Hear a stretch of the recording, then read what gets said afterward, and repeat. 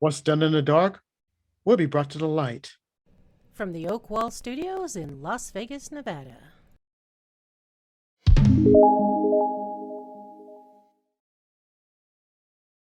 Hello, this is Jesse Oakley III speaking.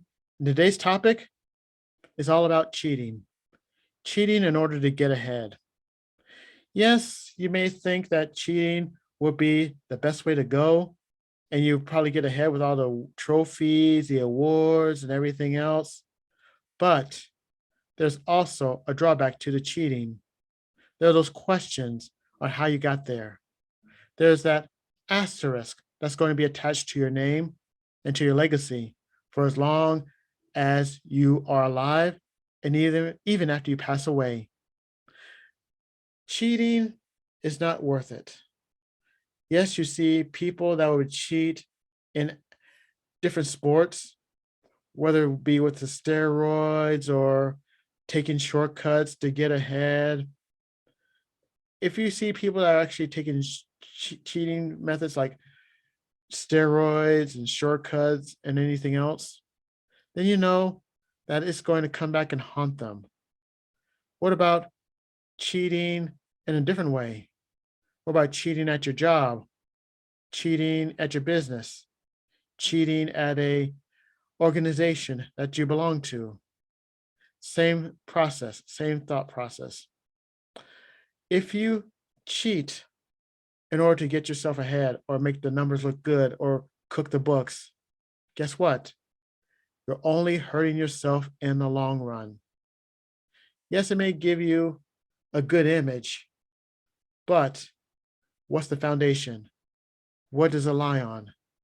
If your foundation lies on the shaky grounds of cheating, then that building will topple and fall down.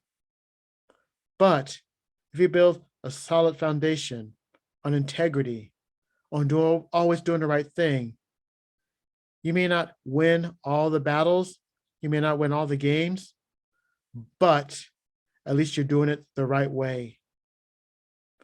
There are some examples I'd like to share with you about cheating as well as doing things the right way.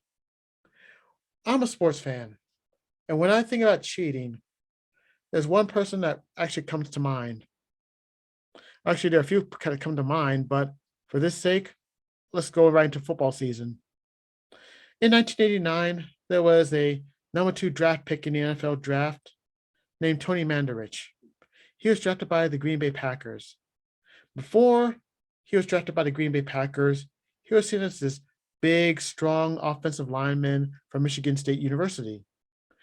And the Sports Illustrated had him as the best offensive lineman ever. He was big, he was menacing, he was strong, but he also has been known to use steroids. That's how he got that muscle. That's how he got that girth. That's how come he's able to throw college football players around like rag dolls. But when he got to the NFL, new things came to light. One was his attitude towards Green Bay. He did not want to play for, quote, a village. And number two, he thought he could get off the steroids and do well in the NFL. Boy, was he wrong. He had this attitude and he had this weakness without the steroids, which made him easier to be thrown around. And his failures to protect the quarterback were quite obvious. He was there for 4 seasons, and he actually left the Packers and did some drugging for a few more years before he actually made a comeback in the NFL with the Colts. And he did a decent job with the Colts, but it's just those 4 years with the Green Bay Packers in the late 80s, early 90s that made him become a bust. See, he used that cheating tactic to actually get ahead. And when he got to the NFL, it was a whole different story for him. Now, I'd like to share with you a story about how one person did not have to resort to cheating in order to get ahead. Now, one person, you're looking at him. There may be many temptations that I would do. I'm not a perfect person. but I will use an example. There was a time where I actually would take care of my mom's dog. And my mom's dog was Dorsey. She was a half Chihuahua, half Pomeranian mix. And being the old dog that she was at 17 at the time, that's a long life for a dog. I would buy newspapers to make sure that the dog would go on the newspaper. I was at the dollar store buying my share of Sunday morning papers. It was 6 Sunday morning papers. I went to the cash register up front, and the cash register checked 5 newspapers. And I told her, "You forgot a newspaper. It's supposed to be a 6th newspaper." You see, I could have cheated her out of a newspaper, and that would have hit her bottom line. But with the integrity that I have, my integrity would not allow me to do that. So I told her about it, and I felt good after that.